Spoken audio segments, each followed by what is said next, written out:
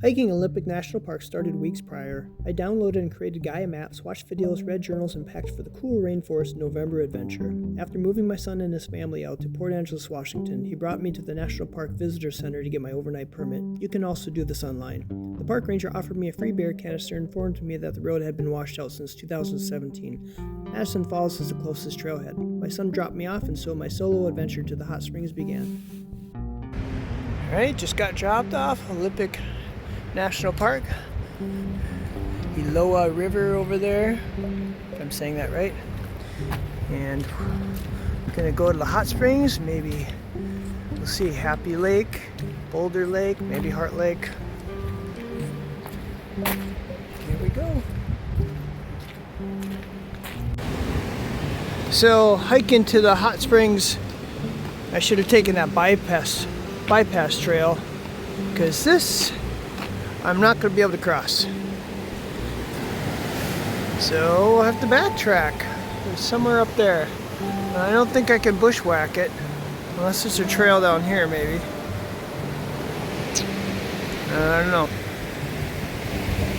Okay, so there's the road and we have this trail. It actually looks pretty good.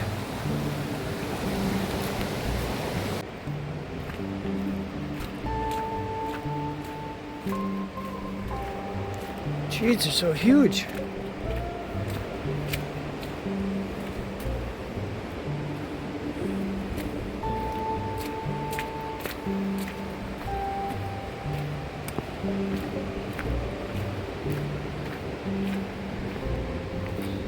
That is a big tree.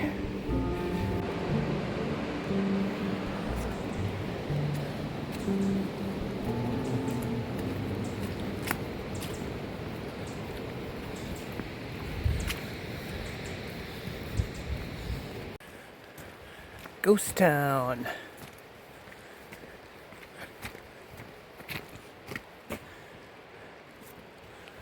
Wonder.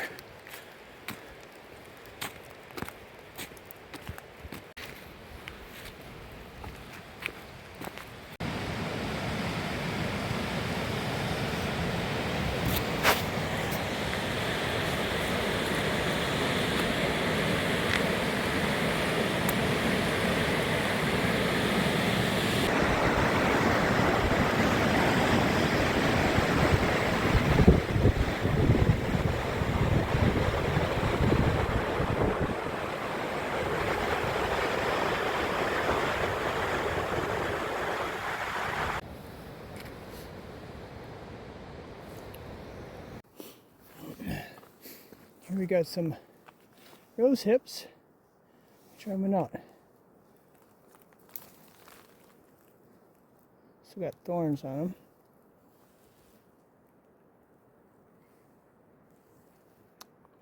Outside skin's got the vitamin C. You don't want the seeds inside. Cause your throat, mouth to be weird. Yeah, somewhat sweet.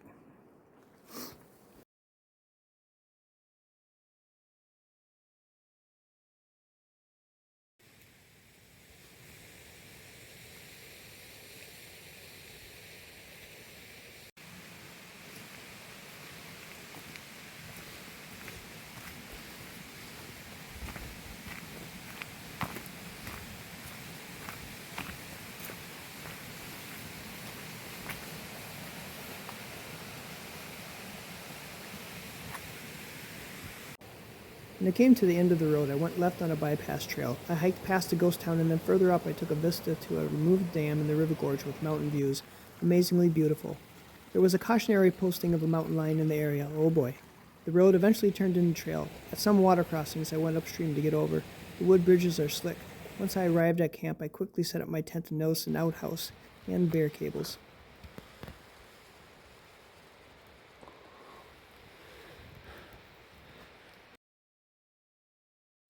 The 4 hot springs are down the hill across the river from camp. The first hot springs on the right was too cold for me. The second hot spring on the left was 95 degrees and had a great view of the river. The third hot spring was my Goldilocks tub, just right. It was also on the right up the hill. I spent over an hour in that one. The last hot spring was a little farther down the trail and up the hill to the right. I had to duck under a huge tree to get to it. There's a fallen tree in the middle of that spring. The water coming out of the black rubber pipe was very hot, but the pool was nice. There was a little bit of black and white sediments when I moved around, and a bit of a sulphur smell. The pools aren't very deep, but just enough that I could lie down in them. The hot springs made me super tired, and that night, with the super moon glowing through my tent, I fell fast asleep.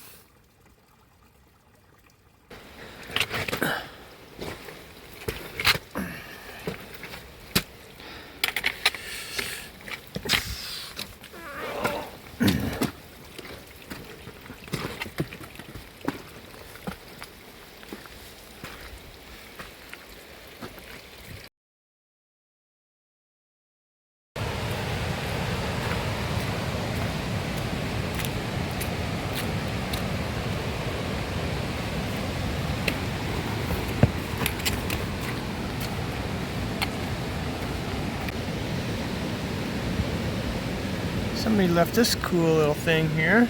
It says it's like 90 something, 95, 94.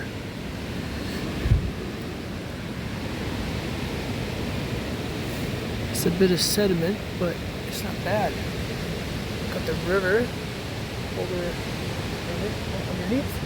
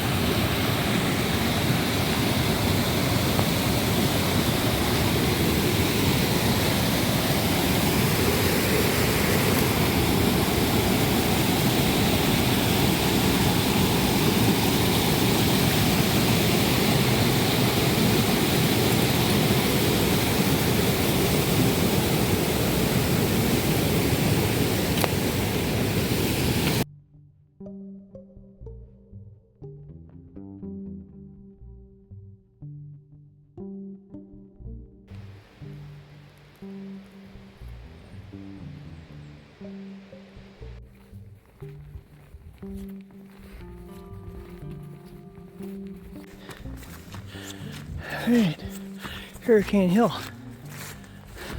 Sounds inviting. So that's the way I went. How could I miss that? Typical Hurricane Hill. 6 miles that way, straight up. 6, it'll be 12.2. Will I make it back? Can I do that in 12 miles in 5 hours, four and a half hours? We'll try.